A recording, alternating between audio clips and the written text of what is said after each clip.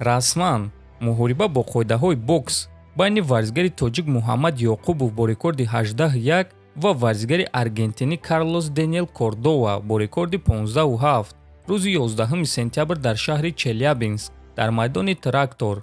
Ассалому алайкум дӯстон, хуш омадем ба шабакаи мо. Дар навори имрӯза оиди тозатарин ва муҳимтарин хабарҳо аз ҷаҳони ММА гап мезанем. Лайкро зер карда 3-4 калима комментария нависен. Мо боша наворро оғоз мекунем.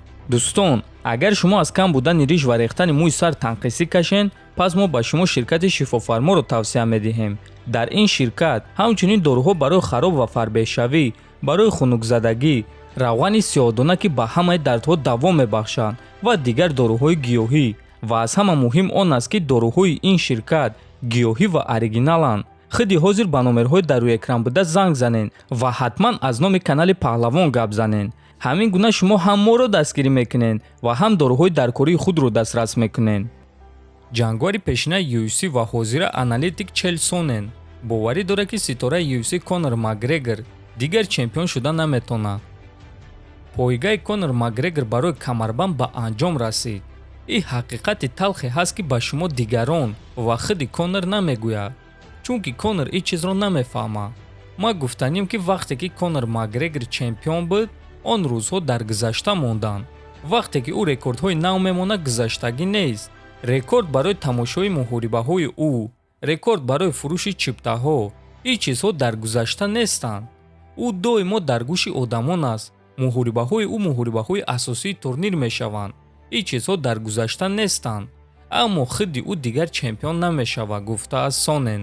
хотиррасон мекунем ки айни замон Конор Макгрегор 34 сола аст ва ӯ аз 1 сол зиёд мешавад ки ба қафас баромадагӣ нест. Конор баъди осеби вазнин ки дар муҳориба зидди Дастин Порье гирифта буд, худро барқарор кард ва тамринҳои пурраи худро оғоз кардааст. аммо кай ӯ ба қафас мебарояд ҳозирашда маълум нест. дӯстон, шумо бо суханҳои Чел Сонен розӣ ҳастен ё ин ки ба фикри шумо Макгрегор ҳоло ҳам имконияти чемпион шуданро дорад? метавонед фикротонро нависен. Президенти UFC Дана Вайт гуфт ки муҳориба дар вазни вазнин байни Сирил Ган ва Тайт Туивас метавонад ки муҳорибаи довталабӣ шавад. бале, ин чиз маҳз ана ҳамин гуна кор мекунад. агар ки Тайт Туивас ғолиб шавад, аён аст ки ӯ дар навбат барои муҳорибаи унвонӣ меистад. муҳорибаи Сирил Ган ва Фрэнсис Нгану низ муҳорибаи наздик буд. барои ҳамин ҳама кор имконпазир аст. аммо ҳозирашда мо намедонем ки ҳамаи кор чӣ гуна мешавад, чунки чемпион ҳоло ҳам осеб дорад. лекин касе ки рӯзҳои истироҳатӣ меомадагӣ ғолиб шавад, барои камарбанд хеле наздик хоҳад шуд, гуфтааст Вайт. хотиррасон мекунем ки чемпиони вазни вазнин Фрэнсис Нгану айни замон осеб дорад ва кай ӯ бармегардад ҳозирашда маълум нест. бояд қайд кард ки муҳорибаи рейтингӣ дар вазни вазнин байни Сирил Ган ва Тайт Туивас аллакай пагоҳ шаб, яъне шаби 3 сентябр дар турнири UFC Fight Night баргузор мегардад ва муҳорибаи асосии турнир хоҳад шуд. ҳамчунин дар ин турнир боз муҳорибаи рейтингӣ дар вазни миёна байни Роберт Уитакер ва Марвин Виттори хоҳад шуд. боз муҳориба дар вазни сабук байни варзигари афғон Насрат Ҳақпараст ва Ҷон Макдеси ва боз як муҳорибаи дигаре ки бисёриҳо интизоранд.